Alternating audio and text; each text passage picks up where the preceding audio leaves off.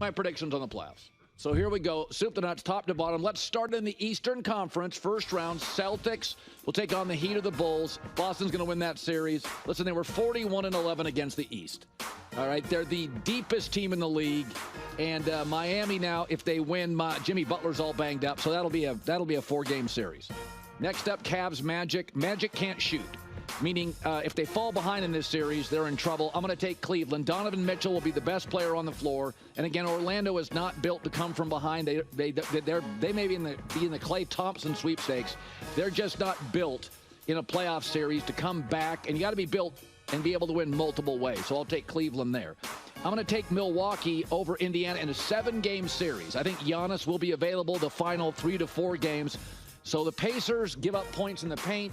Milwaukee is really, really big and really experienced. And remember, Milwaukee was shocked last year early in the first round of the playoffs, so they got a little revenge on their mind. I think it's a very good series. Indiana's a tough matchup. Indiana's going to be a really good team in the East, like OKC in the West going forward.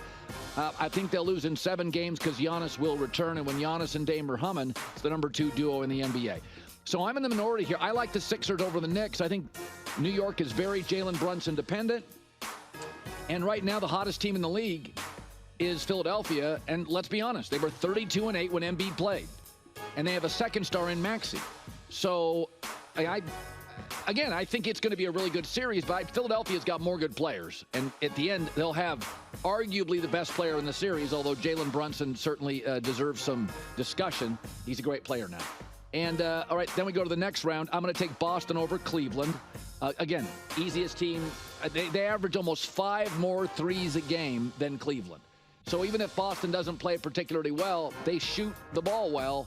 And in playoff games, that ability on an off quarter or an off half to shoot your way to respectability or back in, that's one of the many things Boston does well, better than Cleveland. Milwaukee, Philadelphia. Philly. Bucks, Philadelphia. 76ers. Yeah, there you go, baby. Because I think, let's be honest about Milwaukee. They haven't played well since Doc Rivers got there. They're under 500. So they're not humming. I give them the win over Indiana mostly because of experience and size, but they wouldn't have the big size advantage over Philadelphia. So I think Philadelphia finally, Maxey has become now a legitimate 1A, 2. Tobias Harris, you got little Buddy Hield, Nicholas Batum. Got a good roster.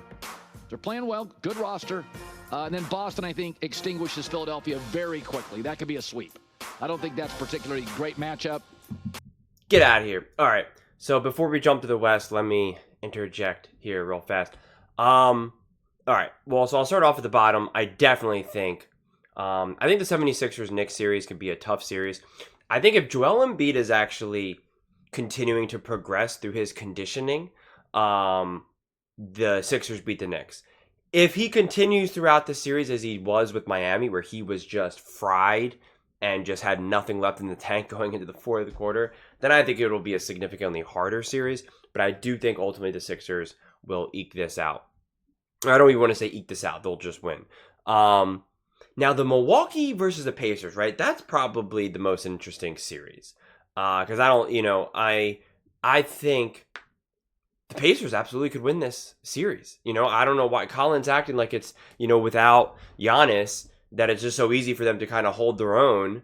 And one, that's not true. And even with Giannis, they weren't playing that great. So I think the Pacers can absolutely take this.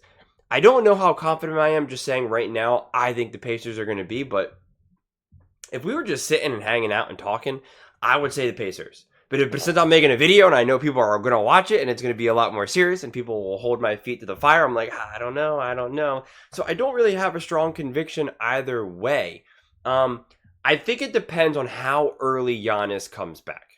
Because if Giannis can come back by game 2 or something, by game 3, then you could make that argument. But if not, then no. I think they have zero chance. I really do. I think the Pacers will find a way to win that series.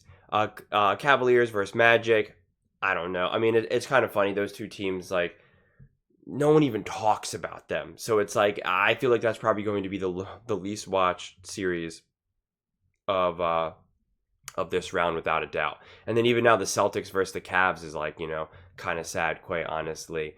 I mean, and so it's not going to be the Chicago Bulls, but I'm filming this video right after the Bulls lost, and so it's Miami. Miami's nice. I don't know what the story is with Jimmy Butler. I think if Jimmy Butler was actually healthy and was playing, I think it would be a lot more competitive of a series. And I think Miami has the potential to wear down Boston. I think Boston still wins it, but Miami has some pretty suffocating defense. And their coach is great. Spo is great. He knows exactly what he's doing. He will never be outclassed or outcoached. So I think it'll be a harder series for Cleveland if Jimmy Butler's back. If Jimmy Butler's back, no. But if Jimmy Butler can come back, and I don't know what the status is with him.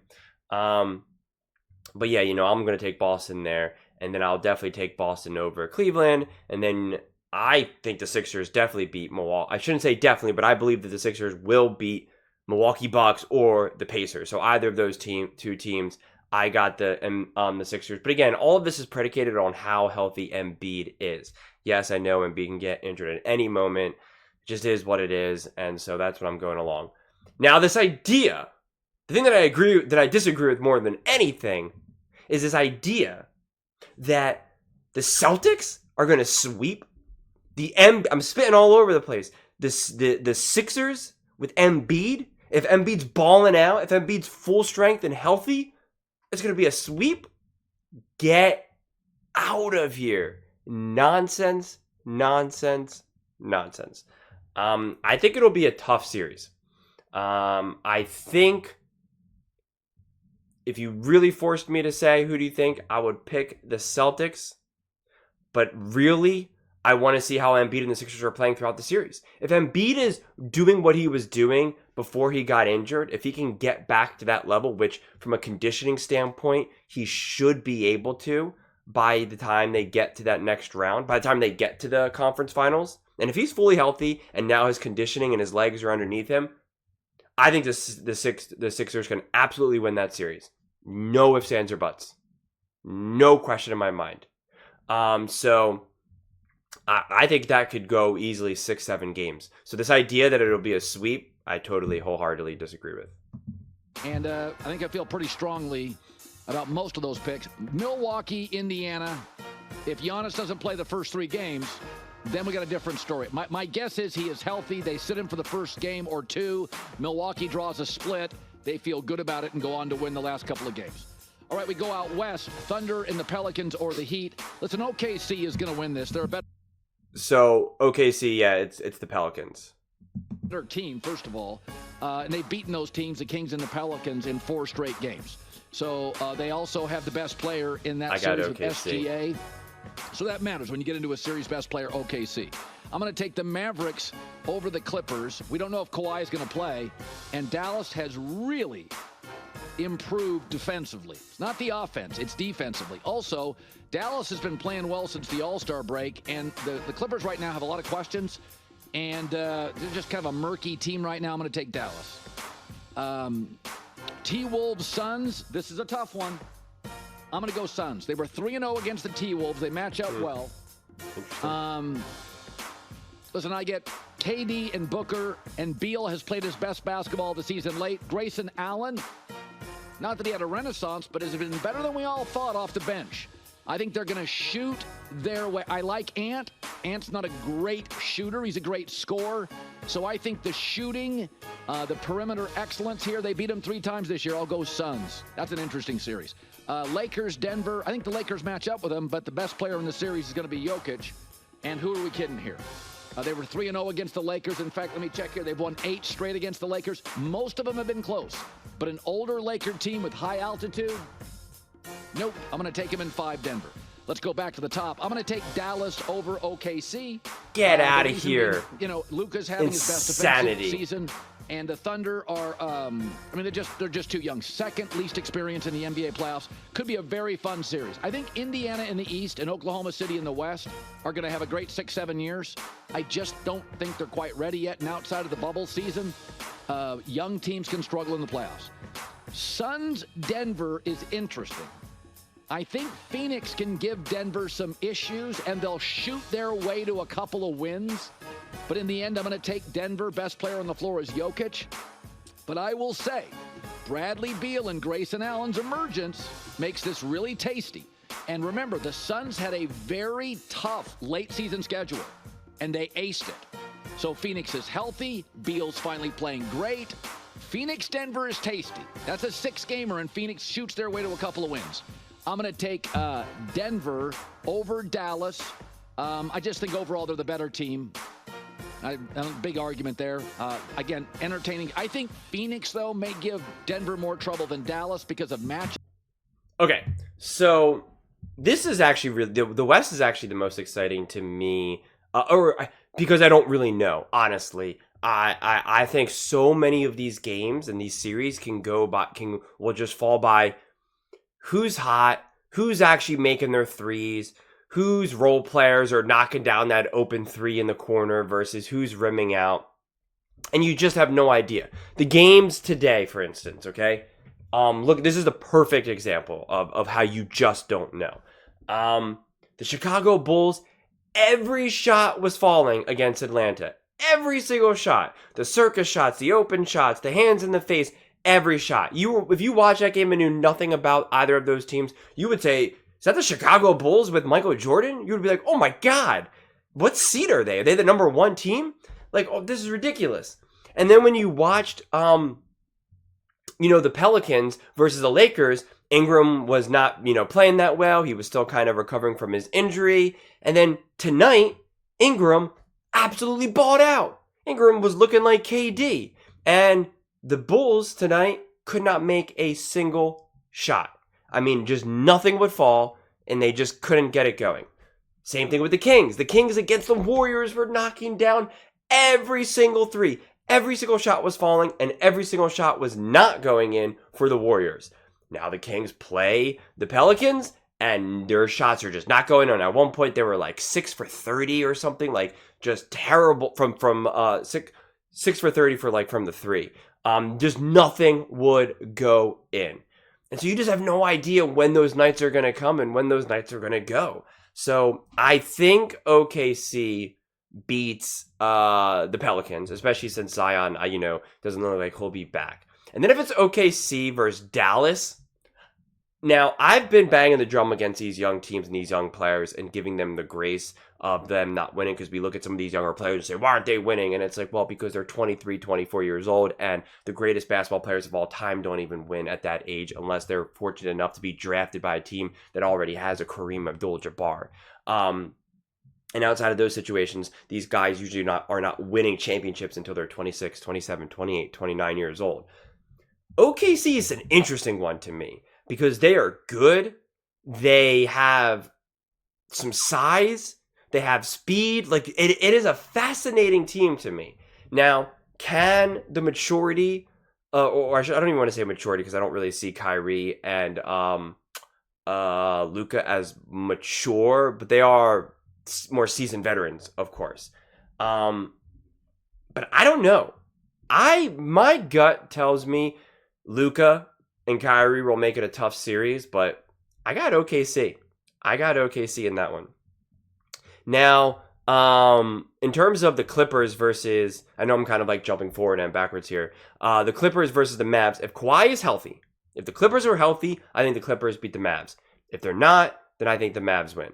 And now with the Timberwolves versus Phoenix Suns, ooh, this is also a hard one for me. I think this also depends on how healthy Cat is and, how conditioned Cat is, seeing Karl Anthony Towns, seeing Embiid play and see how tired he was. If that's going to be Karl Anthony Towns come time playoffs, I think it'll be tough. And then I think the Phoenix Suns absolutely can pull that off.